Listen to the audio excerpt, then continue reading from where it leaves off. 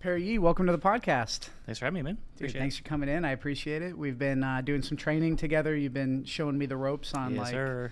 how to defend my home and things like that, the office. So why don't you tell everybody a little bit about yourself? Obviously, you're a Navy SEAL, and you teach home defense, self-defense, stuff like that. So Yeah, there's not a whole lot to me. I'm a New Englander myself, so got some respect there. But I did 6 years in the Navy. I was with SEAL Team 7 here in Coronado, and combat vet, deployed to Afghanistan, and got out in 2011 and started my new journey in life as a civilian.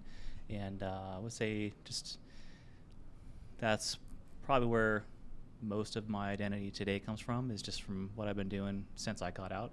And working with a nonprofit, which I'm sure we'll get into here, working with veterans and families that have lost a member in their family due to war, due to PTSD related suicides, due to combat, and then getting into the training aspect and working with a lot of military and law enforcement and civilians since I've been out, and just trying to pass along my knowledge now, and especially in a day like today where it's very much needed.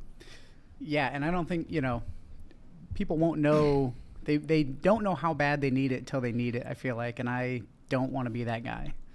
No, that's pretty much true in every aspect. But unfortunately, we live in some crazy times, and being able to protect yourself and of course the people you love and care about is paramount. And so right now, like, my biggest job is just to try to pass that knowledge down on to people, and just equip people with the right tools and knowledge in order to, I guess, just pass on a little more self-confidence and capabilities for people to know that they can rely on what they know that'll help keep them safe.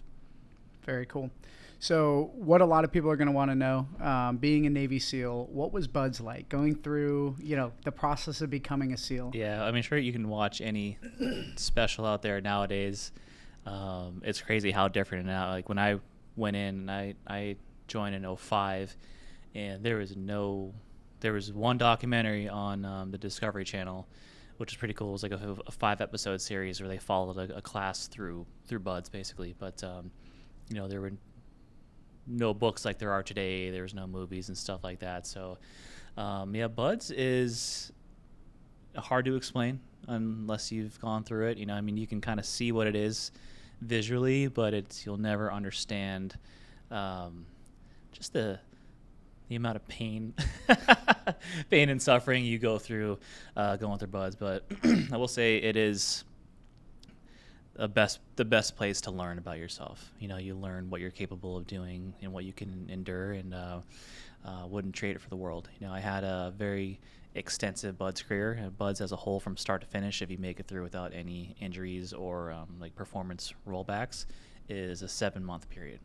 And I was in BUD/S for 13 months, so pretty much double the amount of time. Excuse me. I had 2 medical injuries, both in Hell Week. So I've been in 3 different classes, 3 different Hell Weeks, and I would say, for as hard as it is, it's easy. BUD/S, and I know that kind of sounds dumb, but BUD/S is super easy, but very tough. You have no responsibility other than what you're told to do.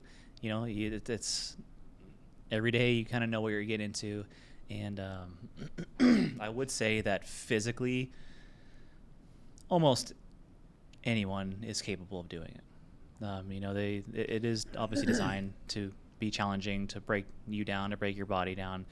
But physically, I think majority of people could make it through BUD/S, but what sets people apart is what's on the inside and what's upstairs, and finding out what your why is and holding on to that, because it's easy to go in there with a why, but having it be strong enough to really get you through the most difficult parts of the training like that, that's kind of what separates people that make it and don't.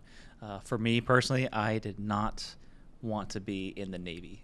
So I couldn't see myself living on a ship out in the ocean. Every Monday we had our 4-mile timed run Monday morning on the beach, and for the longest time during the classes I was in, there actually was a big Navy ship right off the coast, and that was a motivator. Every Monday morning, it's like, I don't want to be on that ship. I want to be here in the suck with the guys next to me, and that you're going to come out a better person at the other end. But yeah, nowadays you can kind of see what it's like. Everyone kind of knows the aspects and what goes into it, but it's hard to explain unless you're there, or like really have known people that have gone through it. It's really hard to explain like what you have to go through and the battles that go on inside your head. It's tons of internal battles, and everyone has a breaking point where they think about quitting. I don't really believe them if they say they never thought about it, because it's that's what the program's designed to do. It's designed to break you down mentally, and then rebuild you the way they need you. But yeah, that's kind of it in a nutshell. Crazy. So how much of that did you obviously you learn a lot about yourself in Navy SEAL training, and then obviously when you're a full-blown Navy SEAL, then you're I hear that's when the training really starts. But how much about what you learned through your career in the military has transferred over to being a business owner? I would say that's a good question. I would say, as far as like, obviously you don't really learn a lot about business through that training, but again, learning more about how you can adapt to things, and learning about how you can properly face challenges, or work around challenges, or go over obstacles.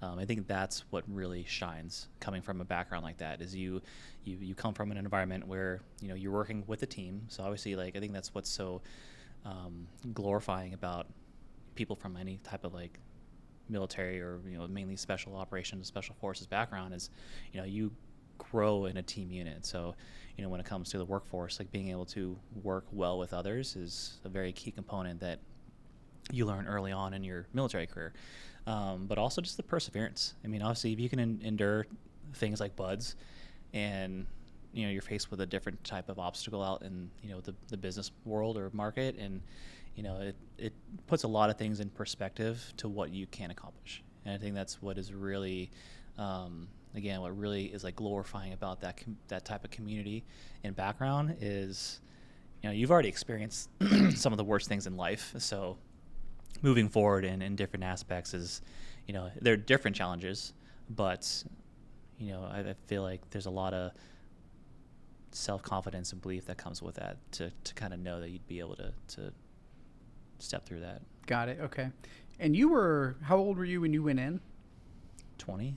Got it. So you were still young. I can only imagine myself when I was 20 being put through something like that. It's just, there's so much that has to come from that you take over. It was honestly like military was never my first choice in life. I went to college after high school, and college just wasn't for me. And this was I graduated in 2003, so that was still a point in time where you needed a degree to get somewhere in life. So for me, it's like, well, I'm probably not going to finish college. What else? I don't really have anything to fall back on. And so military was kind of I wouldn't say something I was forced to do, but it seemed like my only option. And at the time, I had a good friend of mine from high school who enlisted right after graduation, and I was able to talk to him about his experience in the military, which he wasn't in that same community, but he was able to kind of give me his insight on what military life was like for him.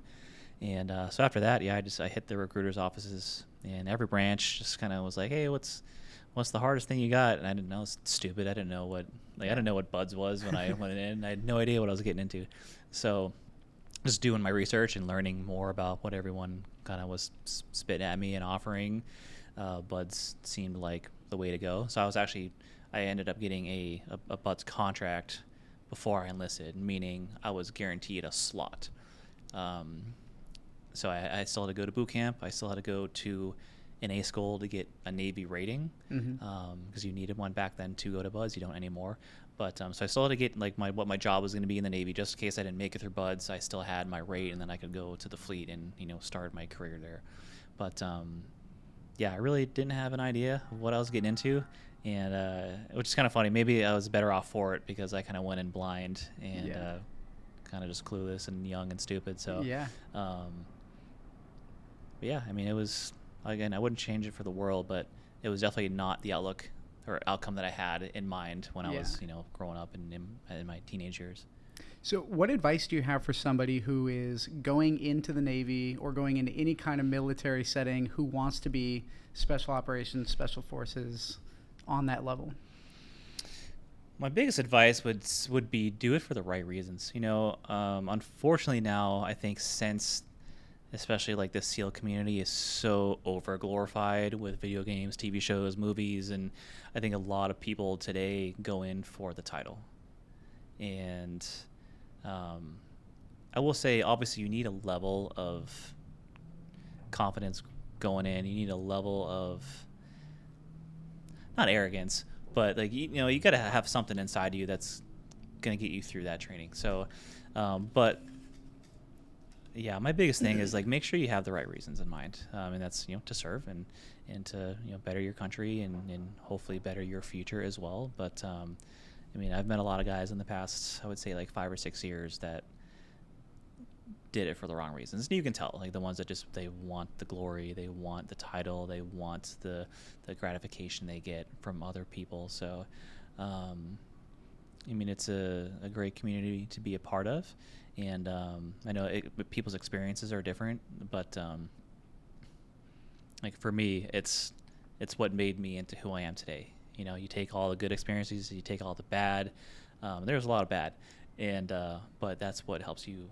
That's what helps you grow. You learn from the things that you've gotten from the past, and you learn from good leadership. You learn a lot from poor leadership, and then you learn from your mistakes, other people's mistakes. But I mean, really, today I am who I am for everything that I've done up until today. So, yeah, I don't know, I would just tell them to stay true to what the job's supposed to be, and try to glorify that life as much as they can. Got it. So let's talk about the business. Sure. So you get out of the military. What next? So I got out of the service in 2011, and I had a couple years of no direction. I started going back to school. I didn't have a plan, and that was a huge mistake on my part.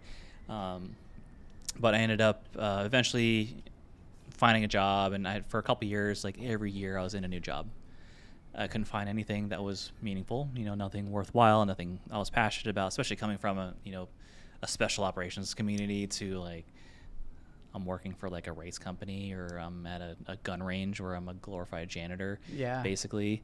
And yeah, it was hard to really find something that I was passionate about. And in 2014, I ended up finding this place up in Escondido, up in North County, called Warfighter Academy. And so they were a group of combat veterans that were teaching close quarters combat, or CQC or CQB, depending on what branch you're from, but teaching close quarters to law enforcement, military, active military, civilians. And so I linked up with them and started learning under their instructor staff. And it was led by this guy, Dave Maynard, who is probably the most experienced operator I've ever met in my entire life. 20 plus years in the SEAL teams, and then over a decade as a contractor for the CIA. Like, the guy was still operating in country in his 60s. The guy's an animal. But so I started learning from him. And actually, when I started training with him, I was learning a lot of things that I wasn't taught in the military, and I wasn't taught in a special operations community. And so it actually kind of changed a lot of my mindset and then focus on training and how I actually do things now. And so I ended up learning under him and then teaching on his staff for a few years. And we were training, I mean, consistently 3 to 4 days a week, 4 hours a day for years. Yeah. We were in all force on force training. So we were, using paintball, airsoft, stuff like that. We were getting shot to hell on a consistent basis. So, but that's how you learn. That's how you really define your skill sets. And so, from there, that's kind of what changed like the trajectory of my life, and to where it was the first time I was actually working with other veterans. I had no experience with other vets since I had been out of the service.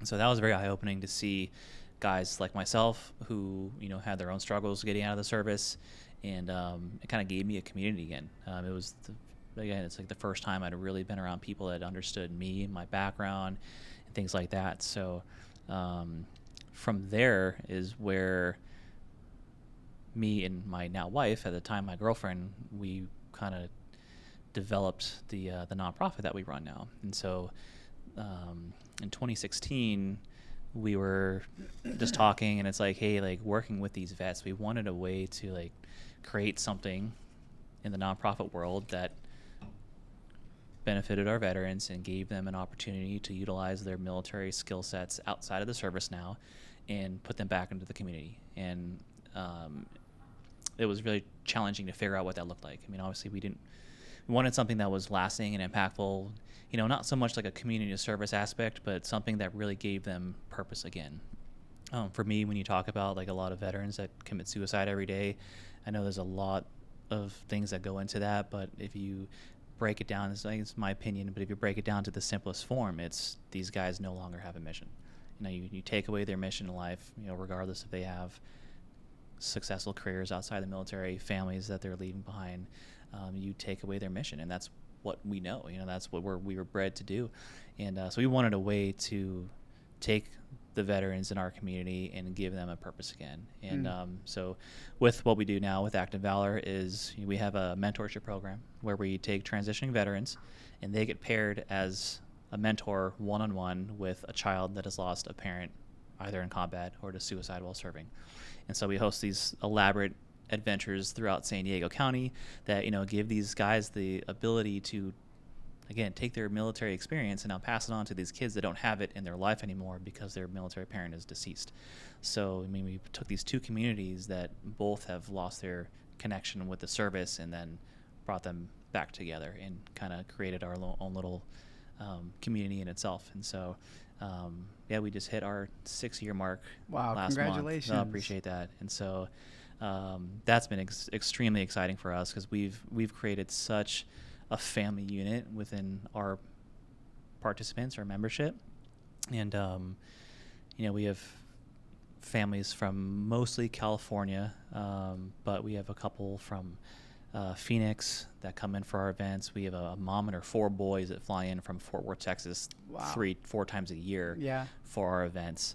And then all of our veterans are local to San Diego. But it's been such a fantastic experience, like seeing relationships like that grow, because how it works is once a vet is paired with a kid, they're a pair until one of them is no longer with the program. So we've had pairs that have been together now for 5 years, and we've got to see their relationship grow. We got to see the kids grow as well. When we first started, one of the youngest kids we had with us at the time was 4, and now they're 9 years old, and it's been really fun to be a part of their life, and to also be accepted into their life and into their their community as well, and be able to learn about their trauma, but also hear amazing stories about their resiliency, and you hear stories about their loved ones that they lost, and we're very blessed to have been able to have been accepted into their lives. And so and it's just me and my wife that run it, so it's a kind of a 2-person show behind the scenes, but we've been fortunate enough just to have some incredible help. So Dan, Dan Fulkerson, who you had on here, he's on our board. He's been actually supporting us since the beginning, and funny enough, their law firm started like right when we were starting. And so we've kind of been with each other from both of our beginnings, but I mean they've been extremely supportive of us. But it's a phenomenal, I mean, not to pat myself on the back, but like I've also volunteered for a lot of organizations, and we're really happy with where we've come from and where we are now. And to see, like, we're not a big organization, and we don't help thousands of people, but we make a lasting impact in the lives of those who we do help. And so I think that's what's important to me is, building relationships. You're building a community, and you're hopefully building lifelong friendships that come out of it. I think the coolest thing about that, and thank you for all the work you do. The thing about helping people is you don't see the long impact that it has way beyond your scope of view. So, you help one person, and in this case, you're grouping two people in an unfortunate situation and putting them together, making them stronger together. But then these people then can help other people who help other people, and that just has such an impact throughout the whole world. When you help one person, you may not see it, but you really just helped 1,000. So when you say you don't help thousands, I disagree. I think you do. I can agree to that. And of course, obviously, we're still dealing with kids that are in their teens, and we're hoping to to be able to see that impact later on in their lives, and we hope that they can just take away what we have been able to share with them, and use that to better their futures and the people around them. So we're just it's just been a huge blessing to us to not just have formed that, but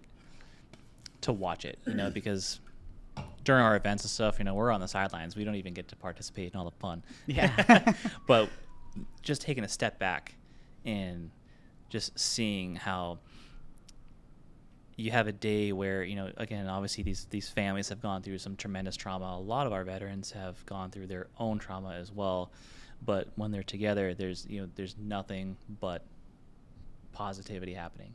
There's no grieving. There's other organizations that help, focus on that stuff. So there's no grieving. There's no, sharing sad stories and stuff like that. But there's sharing of stories, but it's usually in like a happy memory scenario. So, but just to see these two communities come together, put the outside world aside, at least for a day, and then take that, and it's, they just leave with smiles.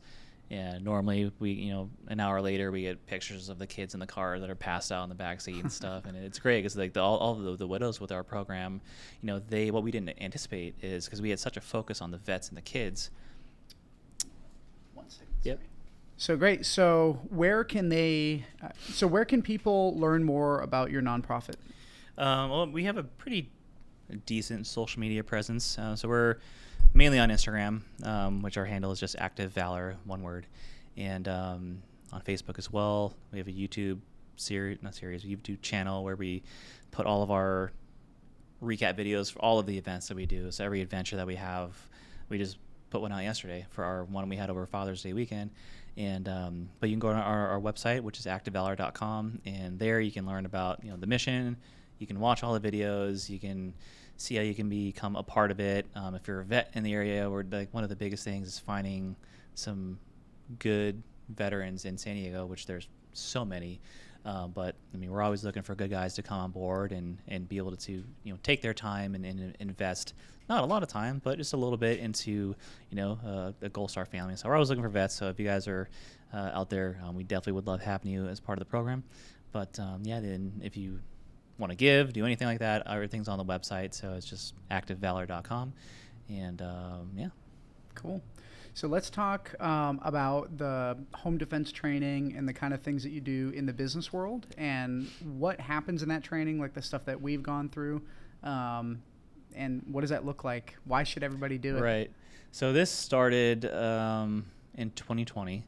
And for obvious reasons, when all the riots and stuff were happening, I was doing some security gigs and just doing some security at people's homes during or businesses during the riots. And I had so many people just reach out to me via text message or even call, and they're like, "Hey, dude, I have a firearm. I don't really know how to use it, and we would like some training." And so that actually is what developed into the business now. And so I had a ton of people reaching out and just asking for training. And so that's kind of where the business was developed and how it became what it is right now.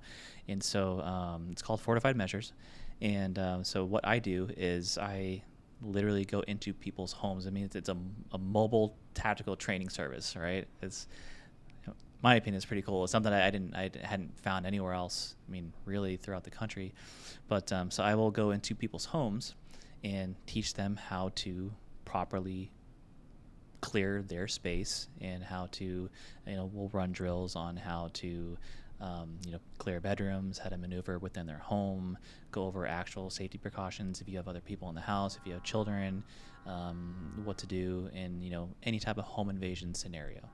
And it's really blossomed into something it's really fun, but it's also very needed. Unfortunately, again, talking about the times we're going through, and crime is on a huge rise right now, and then it's even hard to get firearms. And there was a point in time where it was so difficult to get a firearm because everyone was going out buying them. And so now you have the issue. I mean, I'm all for Americans expressing their Second Amendment rights, but you have a huge responsibility of knowing how to use that tool, right, and knowing how to properly use it to defend yourself, your family, but also to use it in the right circumstances, in the right settings, and when not to use it. So unfortunately, there's a lot of people who think it's okay to just go buy a gun, put it in a nightstand, and then they'd be okay. But they'd never go through any type of stressful situations where they're going to need to use it. And so, just like any sport, you look at you want to go to a karate class. Well, you're not going to become a black belt in one day of training. It's a very perishable skill. And so you have to continuously be practicing, continuously be going over through scenarios in your home, out in public. It's a little easier to get a carry permit here in San Diego, so there's a lot of people walking around with concealed carries and then don't properly train, or again, don't know how to really use it or comprehend like what it really takes to take a life or be in a situation like that. So I do my best to go to people. I try to take all of the stress out of it, of like having to go to a range, you're around live ammunition, which you're completely restricted on training with obvious safety concerns being around live ammunition. So it's going to hinder your training. And so we use laser systems, interactive targets, CO2 systems, things that are completely safe to use within a home, but you get the full benefit of really have practical application. And that's what it comes down to, is like running through scenarios where, if you actually have someone coming into your home uninvited, what are the steps to take? Is that something where you're going to need a firearm, or is it going to be the proper time to use it? How can you, articulate that you actually had to use a, life-taking device on somebody? But yeah, it's been, I've got a lot of just great feedback from it, and I've taken tons of classes myself, and obviously like even someone at my level needs to continue to train. And there again, it's so perishable that if you aren't consistently working on your skill sets, you're gonna lose them, or they're gonna diminish. And so being able to take people in a safe environment where they are comfortable, there's, especially if they're like a first-time shooter and you go to a range and you have people a couple stalls down with high caliber weapons, it gets very stressful. And obviously there's a time and place for stressful training, but not when you're first starting. Right. And so, but yeah, taking all the air out of it and just being able to go to people and all the equipment, like there's literally nothing that they need themselves other than a place for us to train. It's a really cool concept, in my opinion. And you'll. Yeah, and somebody who's gone through it, Yeah. I love it, man. And I think that everybody should have this, because a lot of people do have a gun in their homes, but they don't have a plan. So if somebody were to kick down their door and come in, they might hesitate before they can even get one in the chamber. Or, there's a lot of things that could happen where without this kind of training and without being prepared in their own home with their own plan, they're at a big disadvantage. So yeah, and obviously situation is gonna dictate. Do you live alone? Do you have kids? Like, a lot of things factor in, where you keep your firearms, how you store them, things like that. So, there's really no, and then everyone has a different floor plan. Like, there's no one cookie cutter solution for everybody. And I think that's where it's important to you have to go to the consumer and be able to give them what they need. I've gone to home defense classes at a range, and it's like, well, how can you call this home defense?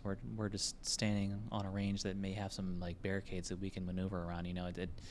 I understand you can learn principles doing that, but being able to really be in your environment and your domain, like that's what people need. Yeah, I mean, if anybody's even remotely thinking about this and they're in the San Diego area, definitely hit up Perry. Perry, where can they reach you for your personal stuff? So the business is called Fortify Measures, and it's just fortifymeasures.com. I just created the social media, so that's not even a thing yet. So we're kind of ramping that up right now, and hopefully be releasing that and releasing training videos and stuff like that here in the very near future. But you can learn on the website more about what we do. And thank you for bringing up San Diego, because it's just in the county. Yeah. So since I am traveling, it's just for people that are local here in the county. But there's a lot of people in San Diego and a lot of people that need training. But yeah, again, it's a good learning experience, but I think it's pretty fun. You get to run around your house shooting at targets and stuff. But please hit me up anytime, fortifymeasures.com, and then you can just shoot me an email from there and Cool. go from there. And what's your Instagram? My personal one is just Perry Yee, one word. Cool. And you can go ahead, you can reach me, DM me there, or even like through ActiveValor. Like I get a lot of messages through there as well. So but I'm looking to help as many people as I can, especially with the time we got here, and hopefully things won't get any worse in the country, but no promises on that. Hey, it's always better to be prepared, right? Yes, sir. Cool. Well, Perry, thanks for coming on. I really appreciate it, man. Yeah, thanks for having me. Cool.